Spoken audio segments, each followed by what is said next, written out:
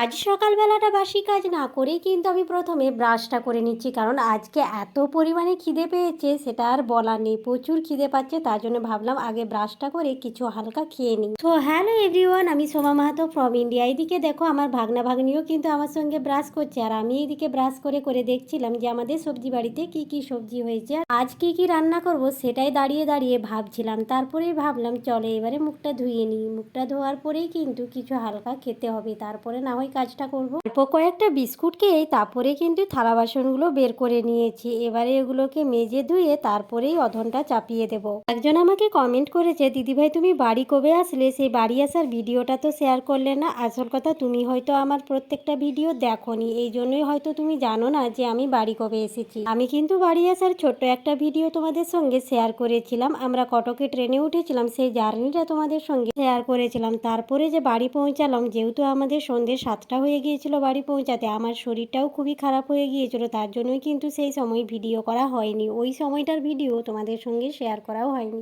তোমাকে বলি তুমি নিচে দিয়ে স্ক্রল করে আমার ভিডিওগুলো দেখবে, তাহলেই কিন্তু বুঝতে পারবে আমি ছোট্ট একটা ভিডিও শেয়ার করেছিলাম। তো যাই হোক, এইদিকে কমেন্টে রিপ্লাই দিতে দিতে দেখো আমার সমস্ত কিন্তু বাসনপত্র ধোয়া হয়ে গেছে। তারপরেই জল ধারার পালা। এদিকে কিন্তু আমি বালতি আর কলসি নিয়ে চলে এসেছি, আর এই সময় কিন্তু আমার ক্যামেরাটা আমার ভাগনা ধরে দিয়েছিল, তার জন্যই আমার সুবিধা হচ্ছিল তোমাদেরকে ভালোভাবে দেখানোর ভিডিওটা। তো যাই হোক, তোমাদের যদি এরকম ছোট্ট ছোট্ট মিনি ব্লগ আমার দেখতে ভালো লাগে, তাহলে কিন্তু পেজটা ফলো করে রাখো, আর একটা লাইক কমেন্ট করতে ভুলে যেও না। কিন্তু ভিডিওটা যদি ভালো লাগে একটা সুন্দর কমেন্ট করে রাখো, সেই কমেন্টটাও কিন্তু আমি অবশ্যই আমার ভিডিওতে তুলে ধরবো, আর তাতে কিন্তু তোমাদের অনেকটা সুবিধা হবে ফলোয়ার্স বাড়ানো। ফাইনালি আমার এদিকে কিন্তু জল ধরা হয়ে গেল, আর বড় কলসিটা আমি কি নিতে পারবো কাঁখে? চলো তবে তোমাদেরকে দেখাই আমি কিভাবে কাঁখে তুলে নিই। আর বেশি দূর কিন্তু আমাদের এই মার্শালটা নয় যে অনেকটা পরিমাণে জল বয়ে নিয়ে যেতে হয়। মার্শালটা আমাদের বাড়ির একদমই কাছে, তার জন্য আমাকে বেশি দূর থেকে জল বয়ে নিয়ে যেতে হয় না। আমার খুব একটা কষ্টও হয় না এইভাবে জল বয়ে নিয়ে যেতে। আমার তো ভীষণ ভালো লাগে, অনেকদিন পর পর বিশেষ করে এইসব কাজকর্ম করি, তো আমি কিন্তু এইভাবেই অনেক অনেক জল বয়ে ভিতরে নিয়ে যাই। আমাকে কেউ হেল্প করে না সেটা নয়, হেল্প করে, তোমাদের দাদাভাইও হেল্প করে দেয়, আমার শাশুড়ি মা হেল্প করে দেয়, আবার আমার শ্বশুর মশাইও হেল্প করে দেয়। যেহেতু তারা এখন বাড়িতে নেই, এদিক ওদিক কাজ হয়তো করছে কোথাও, তার জন্য কিন্তু আমি নিজেই জলটা ভরে নিলাম। তারপরে একটু ফ্রেশ হওয়ার জন্য রুমে এসেছি, ফ্রেশ হয়ে নিয়ে তারপরে কিন্তু রান্নাটা একদম চাপিয়ে দেবো গিয়ে করে,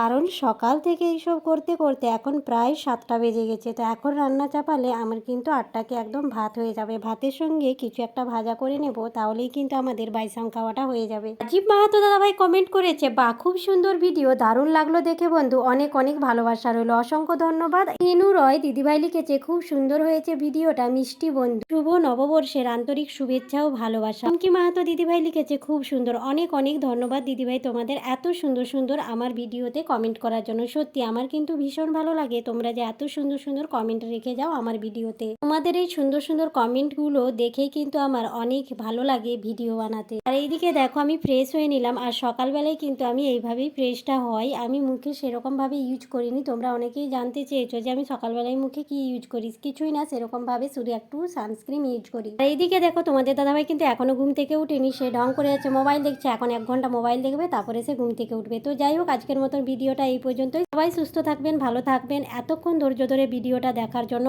অসংখ্য অসংখ্য ধন্যবাদ।